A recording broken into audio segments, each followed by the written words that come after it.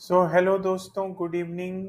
आज है 25 जून। मेरा नाम है पुनीत अग्रवाल और हम अपने वॉल्यूम बजर सीरीज़ के नेक्स्ट वीडियो के लिए तैयार हैं।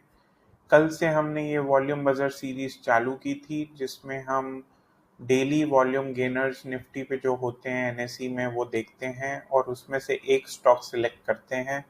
और इसी सीरीज़ को मैंने एक चैलेंज बनाने का डिसाइड किया है कि we will take up a 90 days challenge जिसमें हम एक मॉडल पोर्टफोलियो में 1 लाख रुपए डालकर जो उस दिन का वॉल्यूम गेनर है वो अपडेट करेंगे for the next 90 days. This 90 days would basically mean 3 months including the holidays. तो हमने 25 जून को जो आज है उस दिन हम चैलेंज स्टार्ट कर रहे हैं और हम 24 सितंबर को उस चैलेंज को ख़त्म करेंगे। कल का जो स्टॉक हमने चुना था वो आज हमने ले लिया है, which is Route Mobile. Current price उसकी 1689 पे आज क्लोज हुआ, बट हमने सुबह खरीदा था 1711 पे। और 12 क्वांटिटी एज पर, मैं आपको अगर यहाँ दिखाऊं तो रूट मोबाइल की QPL जो आ रहा था वो 13.7 आ रहा है। क्योंकि वो रेट थोड़ा सा गिर गया, बट जब मैंने लिया तो वो 12 आ रहा था, तो इसलिए मैंने 12 क्वांटिटी ले लिया। मेरी इन्वेस्टमेंट हुई है 20,533 और इसमें अभी लॉस चल रहा है करीबन 265 एज पर क्लोजिंग। तो ये हम 90 डेज के लिए ट्रैक करेंगे और आप इसको देख सकते हो कि किस तरीके से ये स्ट्रैटेजी काम करती है या नहीं करती।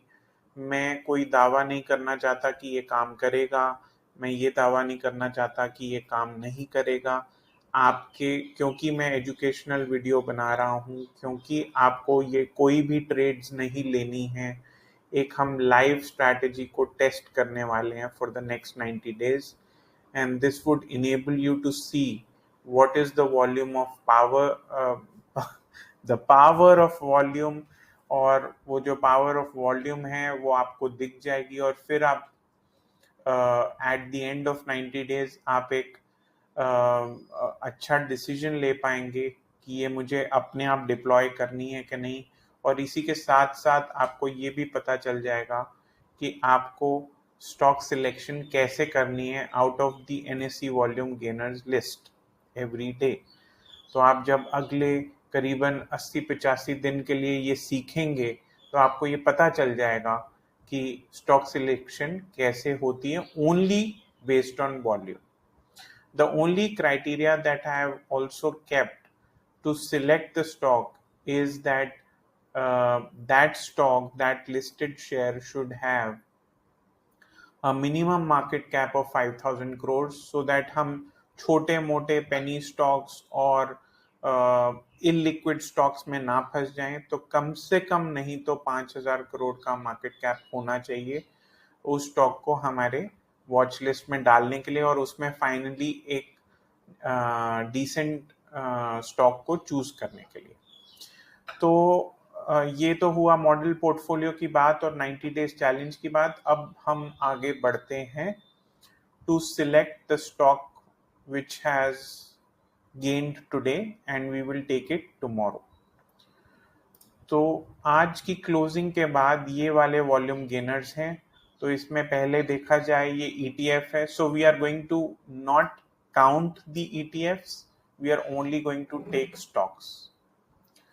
तो पहला वाला ETF है उसको कंसिडर नहीं कर रहे हैं। दूसरा भी ETF है, इसको भी नहीं लेंगे। लेक्सस ग्रानिटो, इसके सिंबल पे क्लिक करते हैं और ये देखते हैं कि ये जो मार्केट कैप आ रहा है वो 97 करोड़ का आ रहा है, तो ये क्वालिफाई नहीं करेगा। Then next is Times Guarantee Limited. So Times Guarantee Limited भी क्वालिफाई नहीं करेगा, इसका सिर्फ 125 करोड़ मार्केट कैप है। उसके बाद है हिसार मेटल। सो हिसार मेटल भी क्वालिफाई नहीं करेगा, इसका 111 करोड़ मार्केट कैप है। अब मैं आपको ऐसे एक एक करके दिखा तो रहा हूं, पर इसका एक बेटर तरीका भी है जो कि अब मैं आपको बताने जा रहा हूँ। आप इधर से भी क्लिक करके सारे मार्केट कैप देख सकते हैं, नहीं तो आप यहाँ से डाउनलोड कीजिए CSV फाइल। ये CSV फाइल मेरे कंप्यूटर में आ चुकी है। अब मैं स्क्रीनर पे जाऊंगा और फीड पे क्लिक करूंगा, वॉच लिस्ट व्यू में जाऊंगा, कोर वॉच लिस्ट पे क्लिक करके एक नई वॉच लिस्ट बनाऊंगा, जो कि क्रिएट न्यू वॉच लिस्ट से आप बना सकते हैं। मैंने 25 जून की वॉच लिस्ट ऑलरेडी इधर बना दी है, जिसको हमने पॉपुलेट करना है। मैं कंपनीज पे क्लिक करता हूँ और इंपोर्ट कंपनीज करता हूँ and I am going to upload the file, choosing the file volume gainers. इधर मैंने वॉल्यूम गेनर्स की फाइल डाली और यहाँ I am clicking upload. So ये सारी कंपनीज हमारे पास आ गई हैं जो आज के वॉल्यूम गेनर्स हैं। अब इसको मैं मार्केट कैप से सॉर्ट कर रहा हूँ। तो ये जो भी नीचे के स्टॉक्स होंगे बिलो 5000 मार्केट कैप, वो हम नहीं लेंगे। तो ये टॉप की 6 कंपनीज ही क्वालिफाई कर रही हैं: Gulf Oil Lubricants, Todla Dairy, Craftsman Auto, Happiest Minds, Electra Green Tech and Capri Global. अब इसमें आप देखेंगे कि अगर हम volume into QPL into ROE, जो मैंने एक इंडिकेटर बनाया हुआ है, उसके मुताबिक अगर हम चलते हैं तो केप्री ग्लोबल कंप्लीटली क्वालिफाई करता है। और इसमें कुछ चीज़ें देखने वाली हैं कि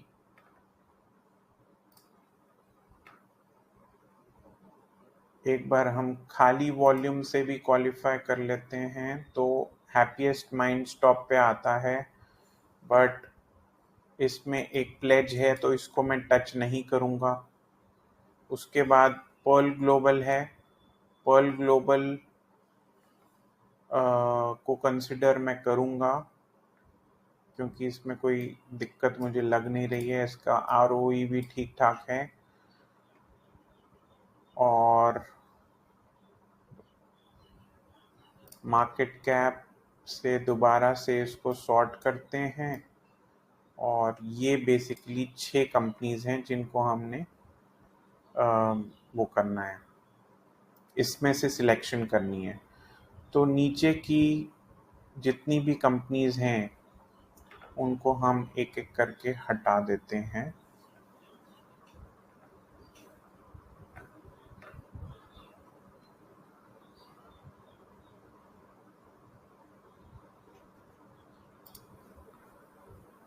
तो केप्री ग्लोबल पे पहले क्लिक करते हैं और देखते हैं कि इसका क्या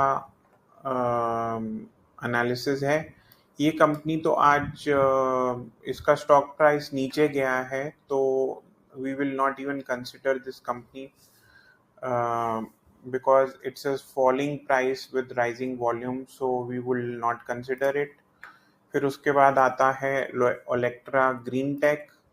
ओलेक्ट्रा ग्रीन टेक में देखते हैं क्या रुझान है।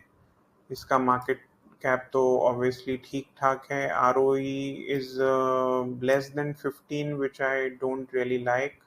Intrinsic price to current value भी काफ़ी कम है। पब्लिक होल्डिंग काफ़ी ज़्यादा है, which could mean that it may not have the kind of strong rise that it should have. Latest quarter का GPM भी काफ़ी कम है। स्टॉक PE बहुत ज़्यादा है, 193 versus the industry P of 28.4। और तो इसको भी मेरे को कुछ खास इंटरेस्टिंग कंपनी नहीं लग रही है। उसके बाद आता है हैप्पीएस्ट माइंड्स।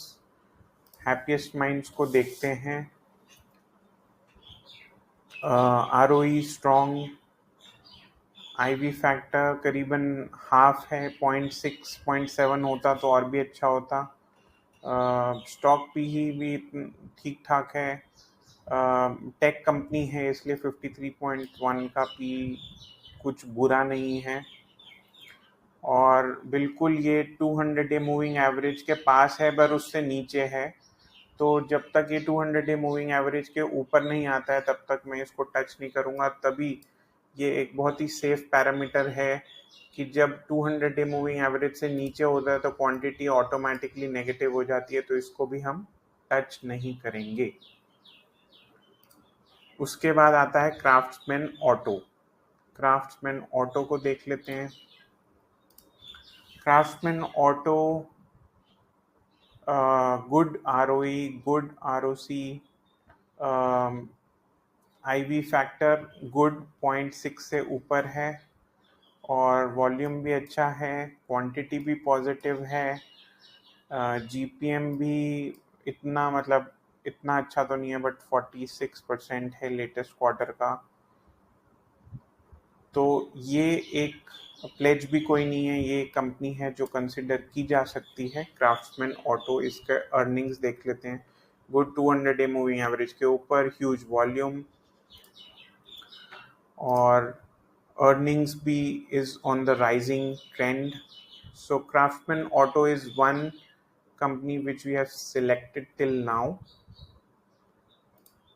उसके बाद है डोडला डेयरी। डोडला डेयरी में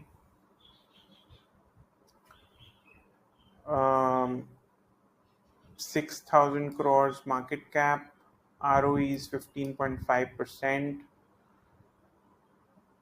Distance is so it is above the 200 day moving average, and this is not trading bad, and the earnings are flattish but they have risen in the recent times. इसमें भी कुछ गड़बड़ नहीं लग रही है। और उसके बाद देखते हैं last company which is gulf Oil lubricants. Gulf Oil lubricants का आरओई अच्छा है, प्रमोटर होल्डिंग अच्छी है, प्लेज कोई नहीं है, intrinsic value is good enough, above 0.6 0.7 it is 0.75। Public holding भी इतनी बहुत ज़्यादा नहीं है, एफ आई एस भी इसको होल्ड करते हैं, जीपीएम भी ठीक ठाक है और इसका stock P compare to the industry P भी अच्छा है, एंड पी रेशियो भी डिसेंट है 18 के above, and the earnings are rising. So there are two companies we have selected, Gulf Oil Lubricants and Craftsman Auto. तो gulf Oil lubricants और craftsman auto में एक कंपैरिजन कर लेते हैं क्विकली, क्योंकि हमने कंपनी तो एक ही चूज करनी है, तो इधर डिटेल्ड कंपैरिजन में जाएंगे। हालांकि ये दोनों ही कंपनीज अलग डोमेन से हैं, but just quickly if we see, Gulf Oil Lubricants scores in ROE, it scores in price to equity growth, it scores in promoter holding, it scores in intrinsic value to current price, profit growth में craftsman auto score करती है, और क्या है, and craftsman auto score करता है volume में भी,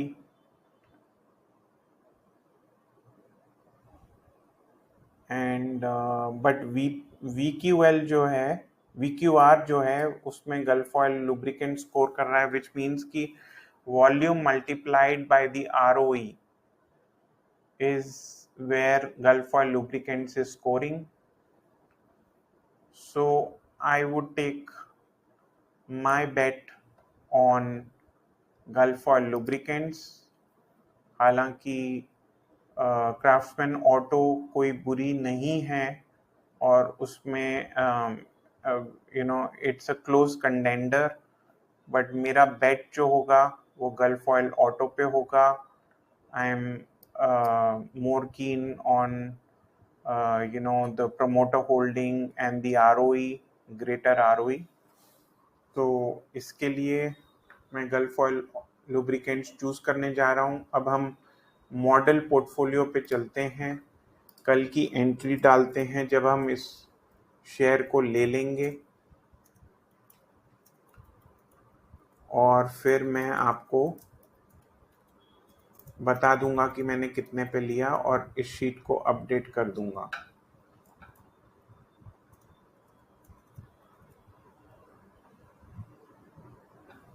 इसका गल्फ ऑयल लुब्रिकेंट्स का जो सिंबल है वो है गल्फ ऑयल लूब।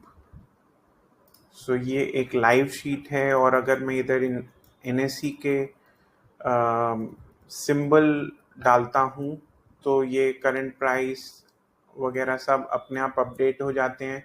ये जो लाइट ग्रीन फील्ड्स हैं ये 3, ये मैं खुद डालूंगा जिस रेट पे मैंने लिया और क्या क्वांटिटी ली।